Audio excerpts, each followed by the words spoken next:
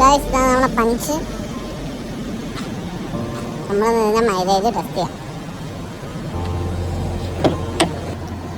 Guys ഇതെന്ന് പറഞ്ഞാൽ 32,403 kilometre ഓടിയ വണ്ടിയാണ്. 3 വർഷം ആവാറായ വണ്ടിയാണ്. ഡിസംബർ ആകുമ്പോഴത്തേക്ക് 3 വർഷമാവും.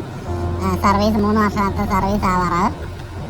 അപ്പോഴത്തേക്ക് നമുക്ക് ട്രിപ്പ് B 0 ആക്കി കൊടുക്കാം. B 0 ആക്കിയിട്ടുണ്ട്.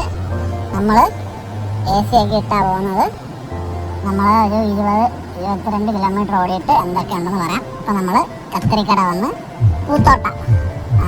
പൂത്തോട്ടിലോട്ടാണ് പോകുന്നത്. അപ്പോൾ നമുക്ക് നോക്കാം. നമ്മളിവിടെ വയറ്റിലെ പാലത്തിൻ്റെ എത്തിയിട്ടുണ്ട്. അപ്പം 4 കിലോമീറ്റർ ഓടിയപ്പോഴത്തേക്ക് 10.7 ഈ മൈലേജ് കിട്ടിയിരിക്കുന്നത്.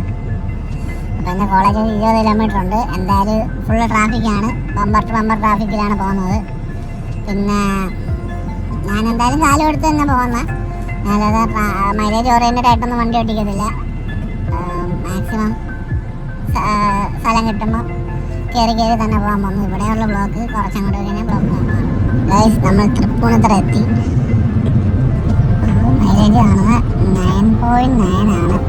ഇല്ല 10.9 ആണ്. 9.9 കിലോമീറ്റർ ഓടിയപ്പം നമുക്ക് നേരെ പോകണം.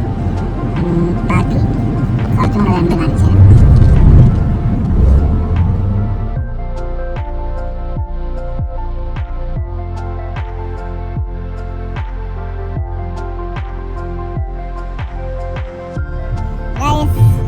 നമ്മൾ എത്തിക്കഴിഞ്ഞിരിക്കുന്നു. അപ്പോൾ നമ്മൾക്ക് കിട്ടിയേക്കുന്നത് 12 കിലോമീറ്റർ പെർ ലിറ്ററും 22 കിലോമീറ്റർ ഓടിയപ്പോൾ 12 കിലോമീറ്റർ പെർ ലിറ്ററാണ് കിട്ടിയേക്കുന്നത്. എന്ന് വെച്ചാൽ ഇപ്പോൾ 2 ലിറ്റർ കത്തിപ്പോയി. അപ്പോൾ നമ്മൾ തിരിച്ചു പോവുകയാണ്.